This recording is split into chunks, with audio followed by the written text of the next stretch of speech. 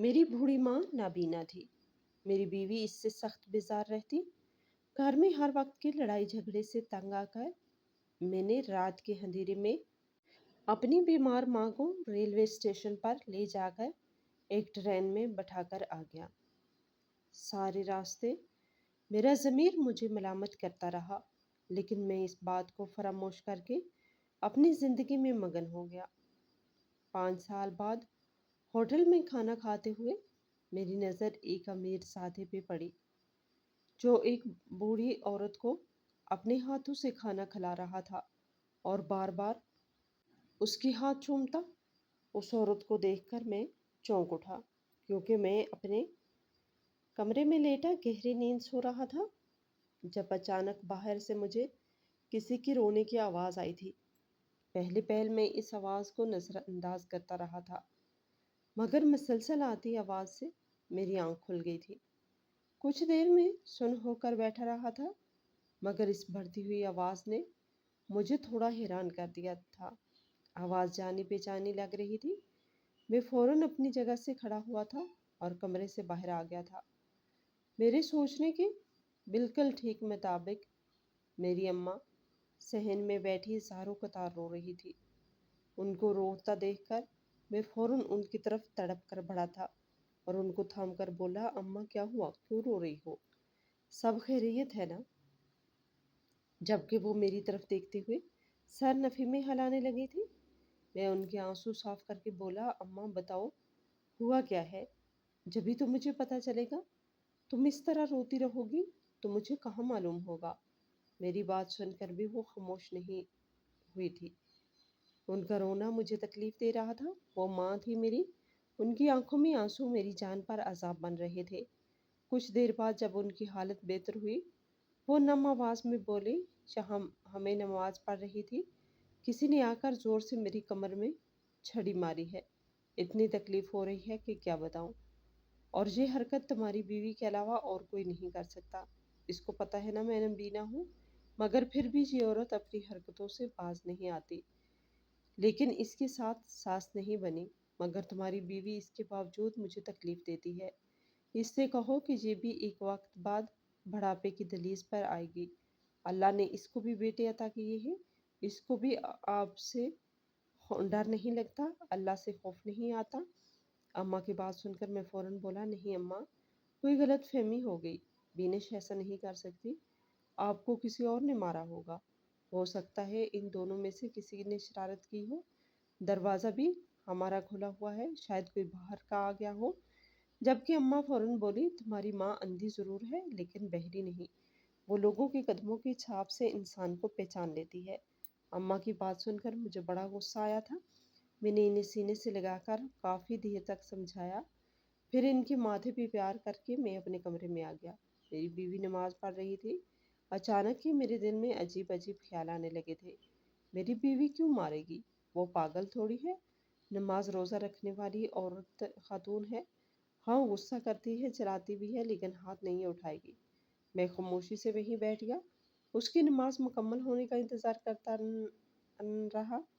अगरचा इसने ये हरकत की है तो मैं सख्त इस पर एक्शन लेने वाला था, मगर मैं नहीं जानता था कि किस्मत मुझे किस मोड़ पे लाने वाली है। कुछ देर बाद उसने नमाज मुकम्मल की थी और जयनमाज लपेट कर मुझ पर फूंकने लगी। अभी वो मेरे करीब आती, मैंने इसी पाले इसकी कलाई को थाम लिया था और अपने करीब बैठाते हुए बोला, ये अम्मा क्या बता रही हैं? तुमने इनकी कमर पर छड़ी मारी है। मेरे ये कहने की देर थी कि मेरी बेबी यकदम भड़क उठी। तुम्हारी माँ के साथ आखिर मसला क्या है? जब देखो मेरे पीछे लगी रहती है। मैं भी किसी की बेटी हूँ। उनको इस बात का एहसास क्यों नहीं होता? मैंने इसलिए शादी नहीं की थी कि इनके फिजूल के इल्ज़ामात बर्दाश्त करती रहूं। अपनी बीवी को गुस्से में देखकर फौरन बोला, देखो बिनेश, मैं तुम्हारे रवैये से वाकिफ़ हूँ। तुम अम्मा को बिल्कुल पसंद नहीं करती और तुम दोनों के दरमियान बिल्कुल नहीं बनती है। हो सकता है तुमने मारा हो, मेरा कहना था और उसका भड़कना था।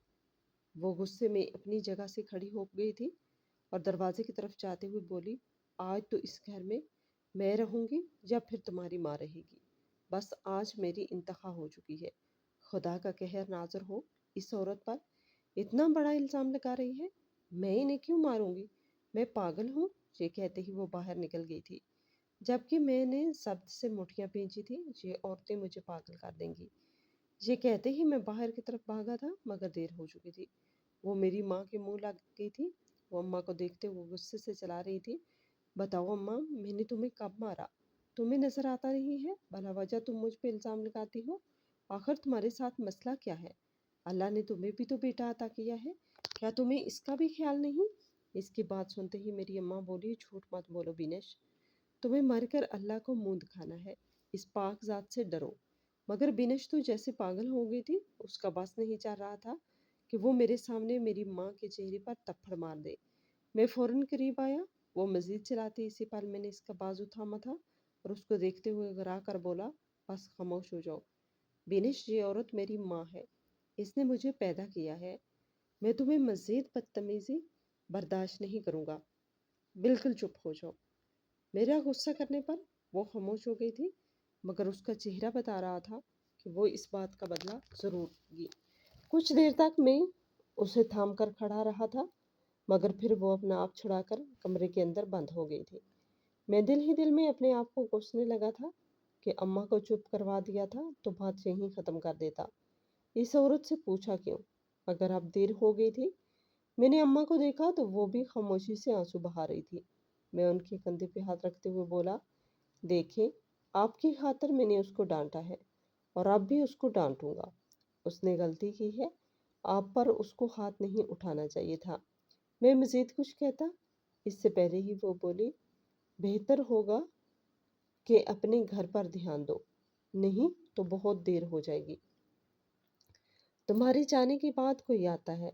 मैंने हमेशा दरवाज़ा बजने की आवाज़ सुनी है और फिर खुलने के बाद कुछ कदमों की भी आवाज़ सुनी है। मैं तुम्हारी बीवी से पूछती रह जाती हूँ कौन आया है, लेकिन वो नहीं बताती। अपनी माँ की बात पर भी थोड़ा सा ध्यान हैरान हुआ था और फौरन बोला, हो सकता है इसकी कोई सहेली हो या फिर इसके घर वाले हों। जबकि मेरी अम्मा बोली, नहीं, इसके घर वाले आकर हमेशा मुझसे मिलते हैं। उसकी सहेलियाँ मुझे सलाम करती हैं। हमारे मोहल्ले का कोई आए तो मुझसे लाजमी मिलता है। तुम इससे पता करो, तुम्हारे जाने के बाद रोज़ कौन आता है। मैं इससे आज यही बात कर रही थी जिस पर ये तुम्हारे आने से पहले भड़क उठी थी और फिर कमरे के अंदर चली गई। मैं जब नमाज पढ़ने लगी तो इसने मुझे मारा। इसी वजह से इसने मुझ पर आज हाथ उठाया है। अम्मा की बात सुनकर मुझे घबराहट होने लगी थी। मैं फिलहाल कुछ नहीं बोला था। अंदर जाकर अगर मैं इसे सवाल करता तो यकीनन इस घर में सिर्फ मातम बिछ जाता। इसलिए मैंने खुद को रोक लिया था। लेकिन हाँ, अम्मा की बात ने मेरे कान जरूर खड़े कर दिए थे। काफ़ी देर तक मैं वहीं बैठा रहा था। अंदर जाने की हिम्मत ही मुझ में नहीं थी। अंदर जाता तो भला वजह की बातें सुननी पड़ती। इसीलिए मैंने बाहर बैठने में अफियत जानी थी। वक्त की रफ्तार न कभी थम पाई है और न कभी थम सकेगी। शाम 8 बजे मैं अपने कमरे में दाखिल हो गया और अगला लम्हा मेरे लिए किसी झटके से कम नहीं था। मेरी बीवी सामान बांध रही थी। इसकी इस हरकत ने मुझे बुरी तरह झंझला दिया था। मैं फौरन गुस्से से बोला, ये क्या तमाशा है बिनिश, तुम हर छोटी बात पर पैकिंग क्यों कर लेती हो? जबकि वो मुझे देखते हुए बोली, क्योंकि मेरा मेका आबाद है। मेरा मेका मुझे रख सकता है। मैं तुम्हारी माँ के साथ अब एक लम्हा नहीं रहूंगी। उसके अंदर बिल्कुल भी तमीज़ तहजीब नहीं है। भला वजह उन्होंने मुझ पर इल्ज़ाम लगाया, तुमसे डांट पड़वाई, अब सुकून से बैठी हैं। कुछ भी हो जाए, आज मैं तुम्हारे घर में नहीं रहूंगी। या तो तुम इसको कहीं छोड़ के आओ या मुझे जाने दो। अपनी बीवी की बात पर मैं गुस्से से बोला, मैं कहाँ छोड़ के आऊँगा इन्हें? मेरे अलावा इनका है कौन? दिमाग दुरुस्त है? तुम किसकी बात कर रही हो? जबकि वो बैग ज़मीन पे रखते हुए बोला, ये तुम्हारा मसला है। इनके साथ मेरा गुजारा अब मुमकिन नहीं। मुझे माफ़ करो और मुझे जाने दो। ये कहते ही वो बच्चों का हाथ थामने लगी थी। मैं फ़ौरन आगे बढ़ा था और अपने बच्चों को थाम कर बोला, तुम्हें जाना है तो तुम अकेली चली जाओ। मेरे बच्चे कहीं नहीं जाएंगे। फजूल का ड्रामा कर रही हो। मगर मेरी बीवी बिल्कुल ही हाथों से निकलने के लिए तैयार खड़ी थी। वो बच्चों का हाथ छोड़ते हुए बोली, हाँ ठीक है, रखो अपनी औलाद, मैं क्यों लेकर जाऊँ? उनको भी जब तुम्हें परेशान करेंगे, हर छोटी चीज़ के लिए तुम्हें तंग करेंगे, तब तुम्हें एहसास होगा कि मैं सारा दिन क्या करती हूँ। और ये औरत क्या करती रहती है? अगर तुमने इनको घर से नहीं निकाला, इनका बंदोबस्त नहीं किया, तो मैं वापस नहीं आऊंगी। मेरा दिल चाह रहा था कि मैं बिनिश के चेहरे पर 2 थप्पड़ लगाऊं, उसको बताऊं कि वो क्या बकवास कर रही है। मगर फिलहाल मैं ऐसा कुछ नहीं कर पाया था और वो मेरे बगल से अपना सामान उठाए निकल गई थी। मुझे इतना शदीद गुस्सा आ रहा था कि मैं इसके पीछे भी नहीं गया था। हालात मुझे इस बात का एहसास था कि इसके जाने के बाद मुझे बहुत ज़्यादा परेशानी होगी, क्योंकि बच्चे भी मेरे पास है। मगर फिर भी मैंने इसको नहीं रोका था। अपने दिल में इरादा कर लिया था कि ये कुछ दिन अपनी माँ के साथ रहे। अपनी भाभीयों के ताने और भाइयों की घूरियाँ नसीब होंगी, तब उसे समझ आएगा कि शोहर का घर कितना प्यारा होता है, वहाँ पर कितनी सहूलतें होती हैं। इसके जाते ही मेरे दोनों बच्चे मेरा हाथ थाम कर बोले, बाबा ये सब क्या हो रहा है? अम्मा कहाँ जा रही हैं? इनसे हम बार बार पूछ रहे थे। मुझे और भैया को मामा ने मारा भी है। अपने बेटे की बात सुनकर मेरे जबत से आंखें बंद की थी। न जाने क्यों मुझे मेरी बीवी ठीक औरत नहीं लगती थी। ऐसा लगता था जिससे कोई राज है जो ये मुझसे छुपाती है। कुछ तो है उसके अंदर चल रहा है, मगर बताने से हमेशा गुरेज करती है। फिलहाल मैंने अपने बच्चों को मुख्तसर करके बात को समझा दिया था कि आपकी दादी का ख्याल रखूंगा। फिलहाल आपकी अम्मी अभी आपके पास नहीं है, हम लोगों को खुद रहना है और अपना पका कर खाना है। मेरा बड़ा बेटा काफ़ी समझदार था। वो महज इतना ही बोला, बाबा अम्मी के पास रहने के लिए काफ़ी घर है, नानी का, मामू का, खाला का, मगर आप दादो को कुछ न कहना और उनको निकालने के बारे में न सोचना। दादो के पास कोई घर नहीं है, ना इनके पास इनकी बहन का घर है, ना भाई का, और ना ही इनकी अम्मी का। यही एक आशियाना है। अगर आप इनके साथ दगाबाजी करेंगे तो वो बहुत तकलीफ में आ जाएंगी। मेरे बेटे की उम्र सिर्फ 10 साल थी। इसके मुंह से ऐसी बात सुनकर मैं हैरान रह गया था।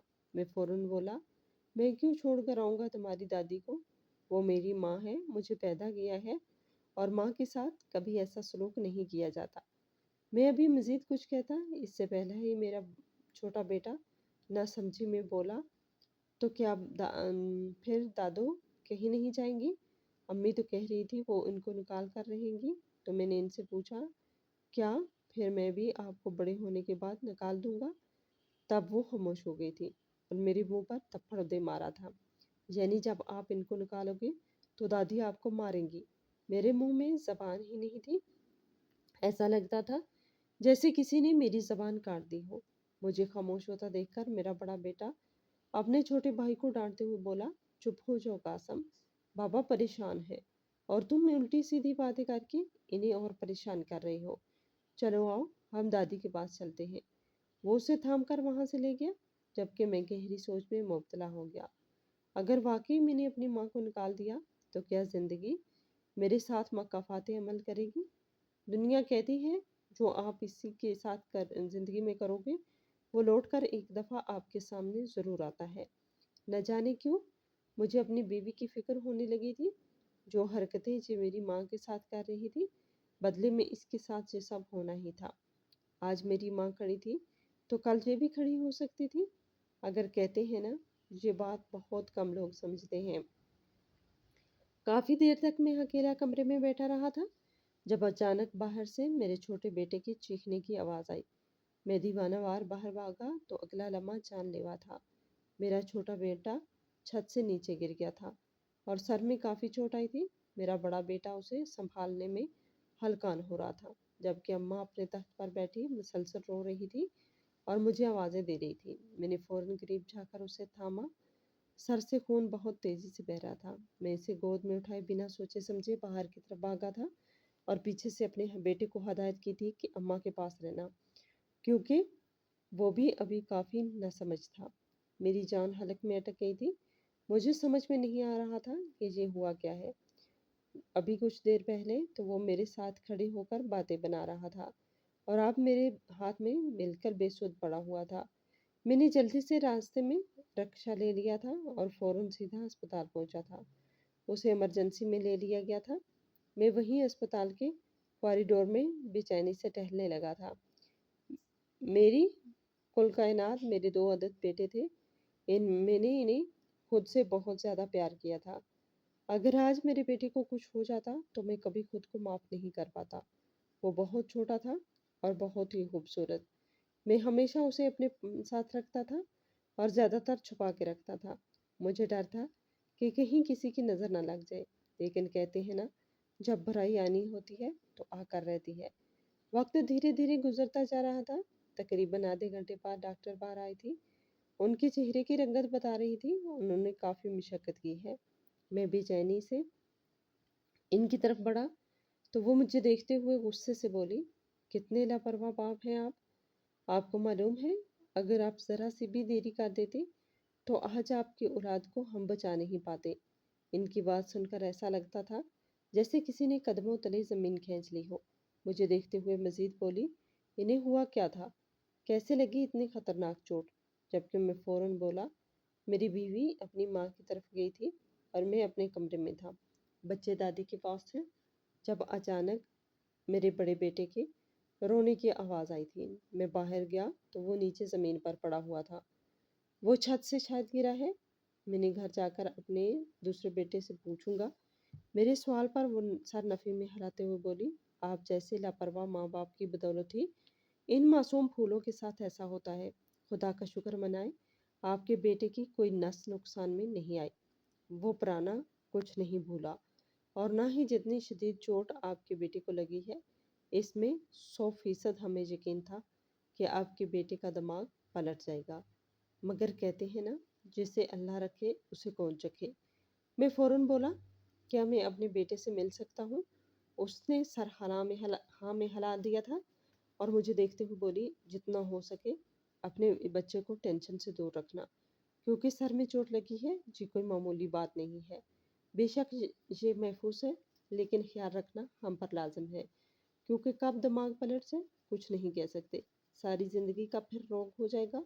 ये कहकर वो चली गई। जबकि मैं बेचैनी के आलम में अंदर बढ़ा था।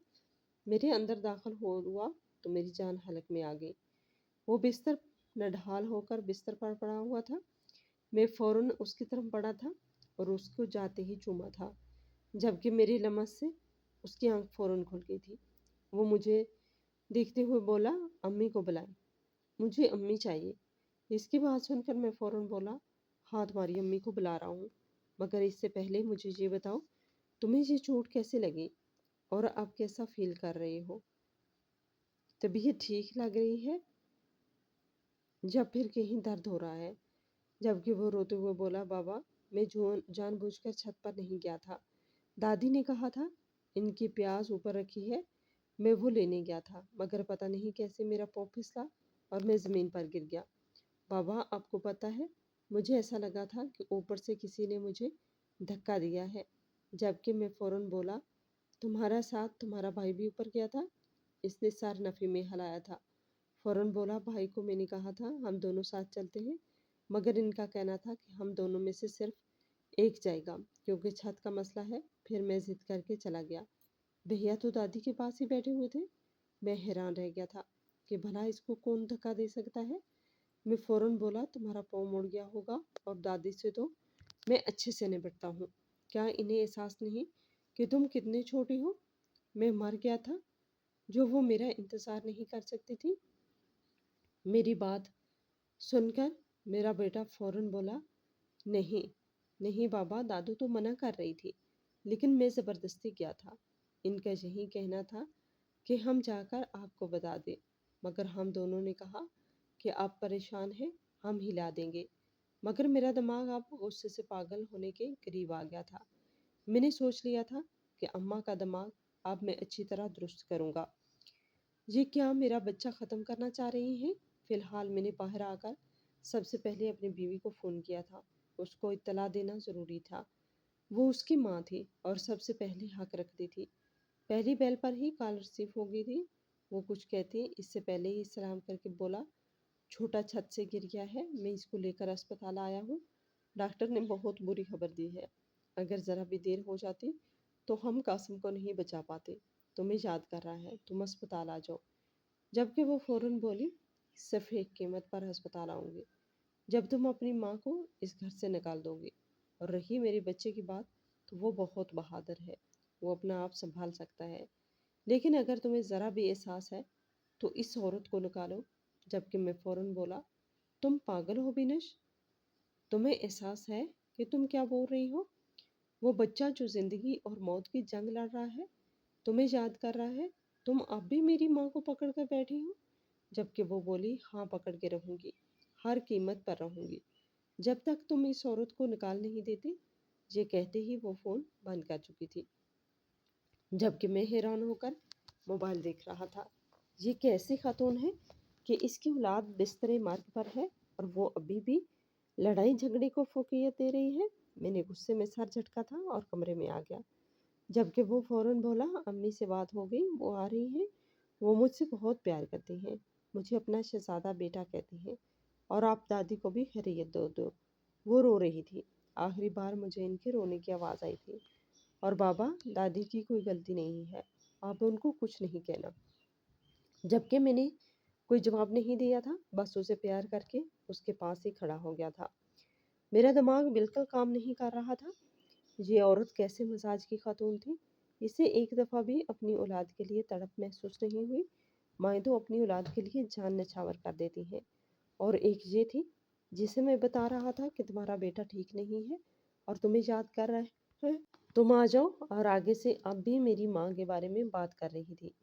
کافی دیر تک میں وہیں کھڑا رہا تھا، ڈاکٹر آئے تھے، ڈرپ وغیرہ تبدیل کی تھی، اور مجھے یہی کہا تھا کہ اب بچے کی ماں کو بلا لے، مگر میں انہیں کیا جواب دیتا؟ بچے کی ماں تو فرعون بن چکی ہے، اسے اپنی اولاد سے زیادہ اپنی انا عزیز ہے۔ وقت کی رفتار کبھی نہ تھم پائی ہے، نہ کبھی تھم سکے گی۔ گھر بھی میں نے اطلاع کر دی تھی۔ رات تقریباً 12 بجے مجھے اسپتال سے چھٹی ملی تھی۔ میرا دل چاہ رہا تھا اپنے بچے کو لے کر اس کی نانی کے گھر جاؤں۔ اس کی اولاد جب اس کے سامنے اس حال میں آئے گی تو وہ خود تڑپ جائے گی، مگر اس نے جس طرح میرا منہ توڑا تھا، میری بات کو رد کیا تھا، میرا دل اس کی طرف سے بہت خراب ہو گیا تھا۔ میں ایک مختصر مسافت طے کر کے اپنے گھر پہنچا تو اگلا لمحہ جھٹکے سے کم نہیں تھا۔ میرے گھر کے سامنے میرے سالے کی بائک کھڑی ہوئی تھی، یعنی میری بیوی آ گئی تھی۔ کچھ دیر کے لیے میں اپنی جگہ سے ہل بھی نہیں پایا، مگر پھر دھیرے دھیرے میرے چہرے پر مسکراہٹ بکھر گئی تھی۔ میں نے جتنی بھی باتیں اس کے بارے میں سوچی تھی وہ سب غلط ثابت ہوئی تھی۔ ایک ماں کبھی بھی اپنی اولاد کو ایسے وقت میں تنہا نہیں چھوڑ سکتی، مگر یہ بھی میری خام خیالی ثابت ہوئی تھی۔ میں گھر میں داخل ہوا تو برآمدے میں ہی میرا سالہ میرے بڑے بیٹے کے ساتھ بیٹھا ہوا تھا۔ مجھے دیکھتے ہی فوراً اپنی جگہ سے کھڑا ہو گیا تھا۔ میری گود میں قاسم تھا۔ میں نے بہت احتیاط سے پہلے قاسم کو اندر جا کر لٹایا تھا اور خود اپنے سالے کے ساتھ باہر آ گیا تھا۔ وہ مجھے دیکھتے ہوئے بولا، بھائی، باجی تو نہیں آئی، لیکن انہوں نے مجھے بھیجا ہے تاکہ میں ان کا کچھ سامان لے جاؤں۔ اب قاسم کی طبیعت کیسی ہے؟ میں فوراً بولا، اپنی بہن کو جا کر بولنا اگر اس کو کچھ چاہیے تو خود آئے اور لے جائے۔ تمہاری بہن کتنی ظالم ہے، اسے ایک دفعہ اپنی اولاد کا خیال نہیں آیا، حالانکہ میں نے اسے فون کر کے بتایا تھا کہ اس کا بیٹا اس کو یاد کر رہا ہے، اس کے سر میں چوٹ لگی ہے۔ جبکہ میرا سالہ بولا، تو آپ کون سا میری باجی کا خیال ہے؟ جب وہ بول رہی ہیں آپ اپنی ماں کا کوئی بندوبست کریں کیونکہ ان دونوں کی آپس میں نہیں بن رہی، تو آپ بھی تو کچھ نہیں کر رہے، وہ بھی کب تک سمجھوتا کریں گی؟ وہ بھی انسان ہے، وہ خود نہیں آئی تو انہوں نے مجھے زبردستی بھیجا ہے، سامان تو بہانہ ہے، انہیں اپنی اولاد کی ہی فکر ستا رہی تھی۔ جبکہ میں فوراً بیلا، بہتر ہوگا کہ اپنی بہن کو کہو اپنا گھر آ کر سنبھالے، میں اپنی ماں کو کہیں نہیں چھوڑ سکتا، میرے علاوہ ان کا اس دنیا میں کوئی نہیں ہے۔ میں مزید کچھ کہتا ہے اس سے پہلے ہی وہ بولا، ایک بات ہمیشہ یاد رکھنا، جب بیوی آ جاتی ہے اس کے بعد بچے ہو جاتے ہیں تو یہ ماں باپ کوئی کام کے نہیں ہوتے، صرف اور صرف بوجھ ہوتے ہیں۔ بہتر ہے آپ اپنی زندگی کو سنوارو اور اپنی بیوی کی سنو، ورنہ آپ تنہا رہ جاؤ گے اور آپ کی ماں کچھ وقت بعد اس دنیا سے رخصت ہو جائیں گی۔ اسی لیے ابھی وہ اپنا جملہ مکمل کرتا اس سے پہلے ہی میں غصے سے بولا، بہتر ہوگا تم اپنے گھر چلے جاؤ اور اپنی بہن کو بولنا جو باتیں تمہیں سمجھا کر اس نے بھیجی ہیں وہ اپنی ماں کے بارے میں کبھی سوچیں، کم از کم آپ کو تو اس بات کا خیال کرو کہ آپ بول کیا رہے ہو۔ मेरी बात सुनकर फौरन बोला, हमारी माँ आपकी माँ की तरह चालाक बाजियां नहीं करती। मेरी भी बीवी है, लेकिन मेरी बीवी कभी मेरी माँ से लड़ती नहीं है, उनसे उलझती नहीं है, क्योंकि मेरी माँ का भी उनसे नहीं लड़ी। आपके पास सिर्फ और सिर्फ आपकी माँ की बातें हैं, लेकिन आपको अपनी बीवी का बिल्कुल ख्याल नहीं है। अगर आप अपना घर बसाना चाहते हैं तो अपनी माँ का बंदोबस्त करो, क्योंकि हम अपनी बहन को ऐसे घर में कभी नहीं भेजेंगे जहाँ पर इसकी जान को खतरा है। पता नहीं आपकी माँ पीठ पीछे मेरी बहन के साथ क्या कुछ करती होगी। इसकी बात सुनकर मैं फौरन बोला, मेरी माँ नबीना है, तुम्हारी बहन को इस बात का भी ख्याल नहीं। खैर, मैं क्यों तुमसे उलझूंगा, तुम जाओ यहाँ से, तुम्हें सिर्फ और सिर्फ तुम्हारी बहन ही अच्छी लगेगी। मेरी बात सुनकर वो बिना कुछ भी कहे चला गया था। मुझे अपनी बीवी पर शदीद गुस्सा आ रहा था। इसे बिल्कुल अपनी औलाद का एहसास नहीं था, मगर कहीं न कहीं मेरा बेटा कई बातें दुरुस्त करके गया था। मैं किसी और के लिए अपना घर बर्बाद कर रहा था। मेरे 2 बच्चे थे और वो 2 बच्चे अपनी माँ से बेहद प्यार करते थे। फिलहाल मैं बरामदे में ही बैठ गया था जब मेरा बड़ा बेटा मेरे करीब आया था और मेरे साथ बैठते हुए बोला, पापा, मैंने कुछ भी नहीं खाया, भूख लग रही है। कासम तो सो गया, आप मुझे कुछ दे दो। दादी ने भी कुछ नहीं खाया, वो भी भूखी है। मैंने और दादी ने कुछ करने की कोशिश की थी, लेकिन दादी को चोट लग गई। आप तो जानते हो इन्हें कुछ नजर ही नहीं आता और मुझे कुछ बनाना आता नहीं। अपने बेटे की बात सुनकर मैंने फौरन उसकी बातें पे प्यार किया था और उसको देखते हुए बोला, अच्छा तुम कासम के पास बैठो, मैं सबके लिए कुछ बाहर से ले आता हूँ। सही है। जबकि वो जी बाबा बोलकर वापस कमरे में चला गया था। न जाने क्यों जो बातें मेरे दिमाग दिमाग पर सवार हो रही थी। क्या मेरी माँ का इस घर में होना अब परेशानी का बायस था? फिलहाल मैं इस तरफ ध्यान नहीं देना चाहता था। मैं सीधा दूध डबर रोटी की दुकान पर गया था और अपने लिए, बच्चों के लिए और अपनी माँ के लिए दूध डबर रोटी लिए घर की तरफ बढ़ गया था। इस वक्त खाने की कोई दुकान नहीं खुली थी। घर आकर मैंने दूध गर्म किया था और सीधा अपने बच्चों के पास आया। कासिम सो चुका था जबकि बड़ा बेटा जाग रहा था। इसे अपने हाथ से 2 डबर रोटी के पीस खिलाए थे और सोने की हदायत करके अब मैं अपनी माँ के पास आ गया था, जो गहरी नींद सो रही थी। मैं उनके करीब ही बैठ गया और उनका चेहरा गौर से देखने लगा था। ये वही औरत थी जिसने कई तकलीफ बर्दाश्त करके मुझे पैदा किया था, कई तकलीफें उठाकर मुझे बड़ा किया था। बाबा का इंतकाल जब मैं सिर्फ 10 साल का था तब हो गया था। उसके बाद मेरी माँ ने फैक्ट्री में काम करके मुझे पाला था। क्या मैं इस औरत को छोड़ सकता था? क्या इस औरत को अपने घर से निकाल सकता था? ये करने के बाद मेरा ज़मीर मुझे ज़िंदा रहने के लायक छोड़ेगा? कई सवालात मेरे दिमाग में गर्दिश कर रहे थे। इनकी उम्र ऐसी थी कि इनकी खिदमत की जाए, इनकी हिफाजत की जाए, इन्हें चार दीवारी में रखा जाए। क्या इस वक्त इन्हें निकाल देना हल था? और कहीं न कहीं लाशऊरी तौर पर मेरा जवाब मस्बत था कि हाँ, इन्हें निकाल देना हल है, क्योंकि कभी भी तुम्हारा घर तुम्हारी माँ के होते हुए नहीं बच सकता। इनके पास ज़्यादा वक्त नहीं है। कुछ अरसे बाद इनका इंतकाल हो जाएगा। ये अल्लाह को प्यारी हो जाएंगी, मगर तुम बर्बाद हो जाओगे। बेहतर है सही वक्त पर सही फैसला कर लो। अंदर से कहीं आवाज़ें आ रही थी जिन्हें मैं दबा रहा था। अभी मैं अपनी जगह से खड़ा होता, इसी पर अम्मा जाग गई थी और मुझे महसूस करके बोली, खुरम, ये तुम हो? मैं अब इनके करीब ही बैठ गया था और संजीदगी से बोला, हाँ अम्मा, मैं हूँ, उठो कुछ खा लो। 2 डबर रोटी लाया हूँ। वो बोली, नहीं, मुझे भूख नहीं है। तुम जानते हो शाम में भूख लगती है, फिर तो मैं सुबह ही नाश्ता करती हूँ। हमारा कासम कैसा है? उसकी तबीयत कैसी है? मैं फौरन बोला, हाँ, उसकी तबीयत अब ठीक है, कमरे में आराम कर रहा है। आप कैसी हो? न जाने क्यों मेरा लहजा भीग रहा था। मैं कहीं अंदर एक फैसला कर ले चुका था। वो बोली, मुझे क्या होना है, मैं ठीक हूँ। तुम एक काम करो, सुबह बहू को घर ले आओ, मैं इससे माफ़ी मांग लूँगी।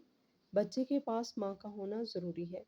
मेरी तो आंखें नहीं हैं, वरना मैं ख्याल रख लेती। अम्मा की बात सुनकर मैं कुछ देर खामोश रहा था, फिर हिम्मत करके बोला, अम्मा, मैं सोच रहा था तुम और मैं अभी चलते हैं। तुम माफ़ी मांग लोगी तो कोई छोटा बड़ा नहीं हो जाएगा, बल्कि बस बात ख़त्म हो जाएगी। तुम हिम्मत करो, हम चलते हैं। अम्मा मेरी बात सुनकर बोली, मगर अभी तो शायद बहुत रात हो रही है। मैं फ़ौरन बोला, नहीं, नहीं, अभी रात कहाँ है, उजाला निकलने वाला है। और आप जानते हैं मेरे ससुराली जल्दी जाग जाते हैं। मेरी बात सुनकर वो थोड़ा परेशान लहजे में बोली, बेटा तुम बहू को ले आओ, मैं कहाँ उनके घर जाऊंगी, उनका घर जीना भी है। जबकि मैं गहरी सांस लेकर बोला, मगर अम्मा मैं साथ हूं ना, मैं आपको ऊपर चढ़ा दूंगा। अभी वो मानेगी नहीं। और आप जानती हैं कासिम को माँ चाहिए, वो इतनी माँ से ज्यादा क्लोज है। मेरी बात सुनकर अम्मा कुछ देर के लिए खामोश रही, फिर बोली, अच्छा ठीक है, तुम अपना हुलिया वगैरह दुरुस्त करो, फिर हम चलते हैं। मेरी चादर भी ले आओ, उजाला हो गया है तो मेरा वजू करा दो, मैं नमाज पढ़ लूँ पहले। जबकि मैं फौरन बोला, नहीं नहीं, अभी नमाज में वक्त है, आप उठो, मैं चादर लाता हूँ। ये कहते ही मैं अम्मा की अलमारी की तरफ बढ़ा था। मेरी आंखों में आंसू थे, दिल परेशान हो रहा था, ऐसा लगता था जैसे दिल खून के आंसू रो रहा है। मगर मैं क्या करता, अपनी बीवी, अपनी औलाद और अपने घर से मैं परेशान हो गया था। सिर्फ एक दिन में बिना बीवी के मेरा पूरा घर उलट पुलट गया था। मगर मैं जानता नहीं था जो कदम मैं उठाने वाला हूँ उसके बाद मेरी ज़िंदगी कैसे बर्बाद होने वाली है। मैंने अलमारी खोलकर इसमें से अम्मा के कुछ कपड़े एक थैले में डालने थे और उनकी चादर ली उनके पास आ गया। जबकि वो फौरन बोली, कुछ निकाला है तुमने मेरी अलमारी से?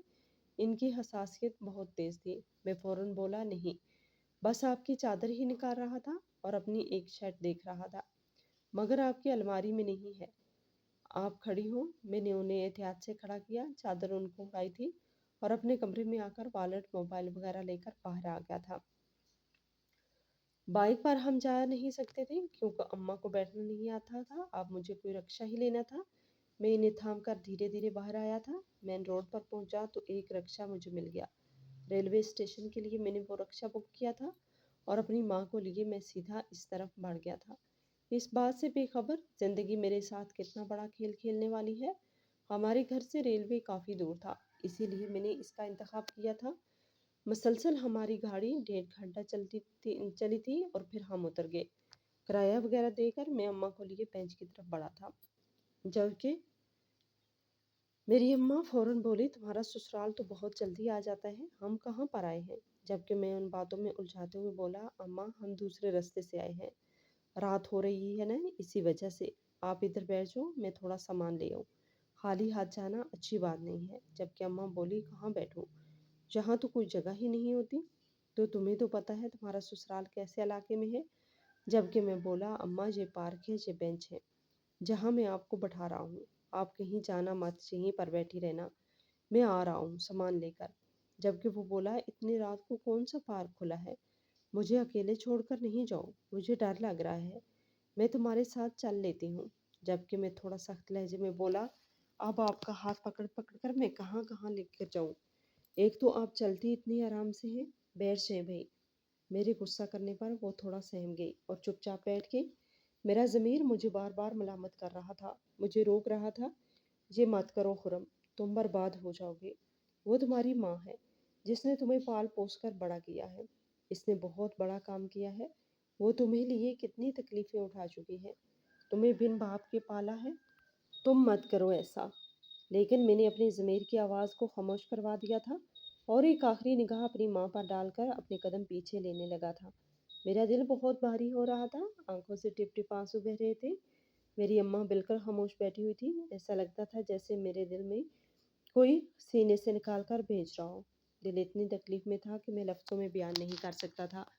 लेकिन अपनी औलाद, अपनी बीवी और अपने घर की खातिर मैं मजबूर हो गया था।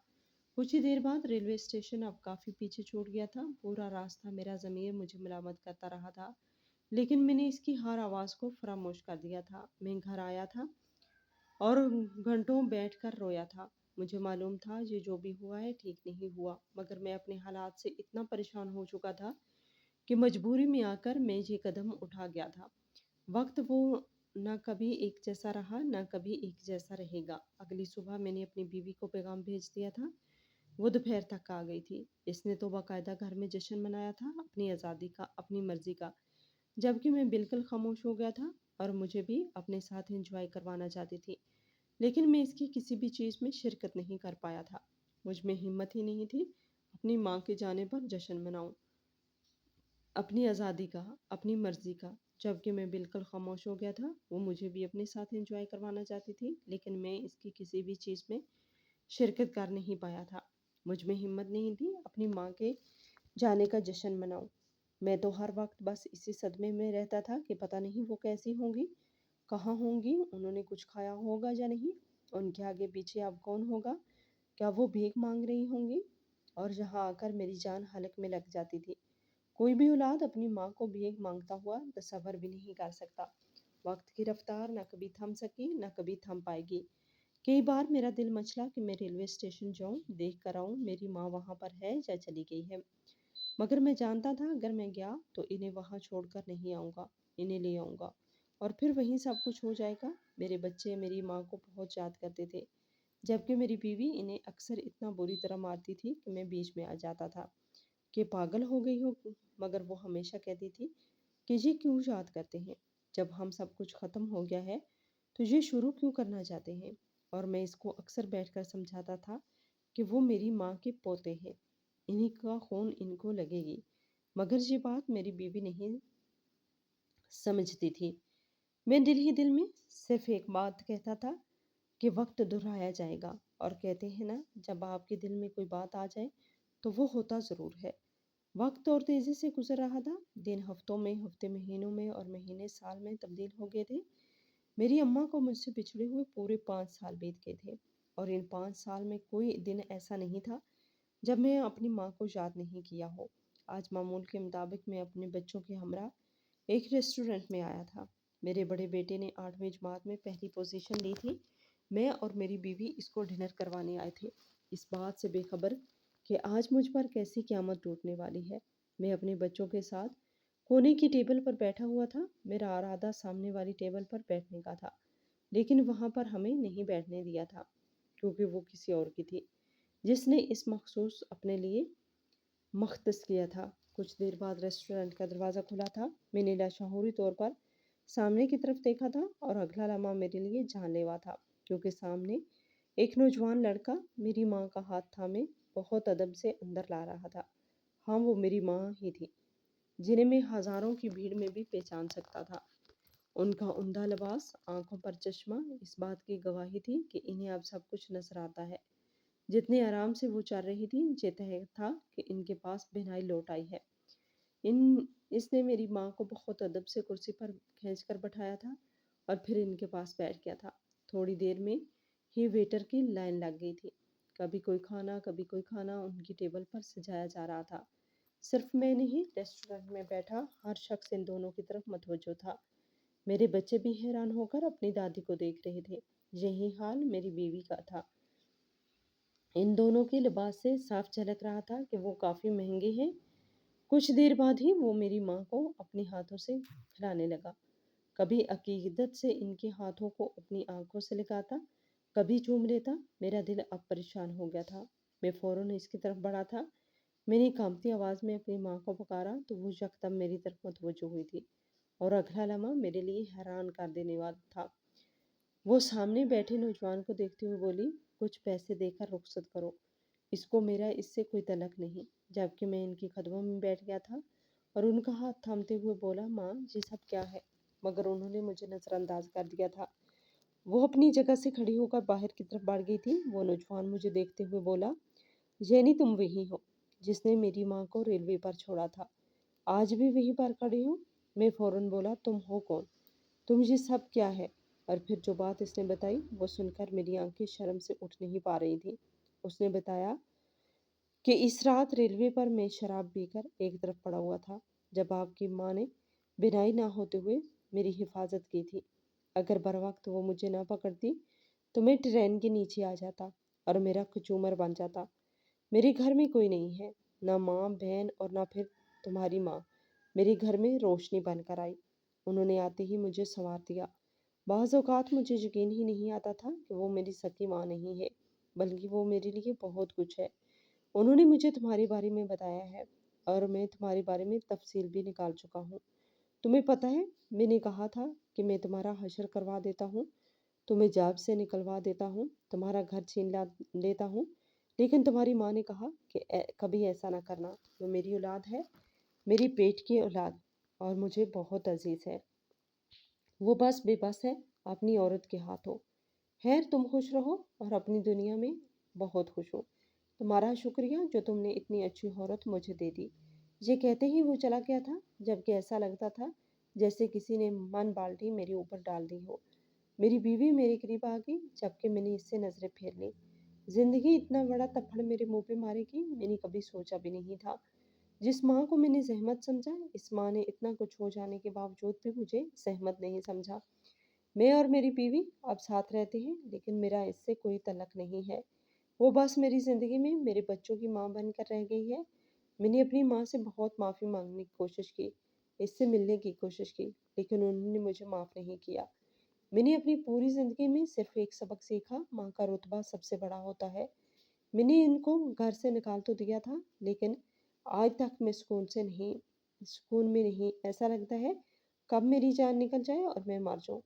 मैंने अपनी दुनिया और आखिरत दोनों बर्बाद कर ली है, मगर मैं अल्लाह से दुआ करता हूँ कि वो मुझे माफ़ कर दे और मुझे सुकून दे दे। मेरे साथ मकाफ़ात नहीं कही, लेकिन कहीं न कहीं मेरे दिल में चाहे कि मेरे साथ मकाफ़ात हो। मैं वही कुछ तकलीफ़ बर्दाश्त करूँ जो मेरी माँ ने की थी।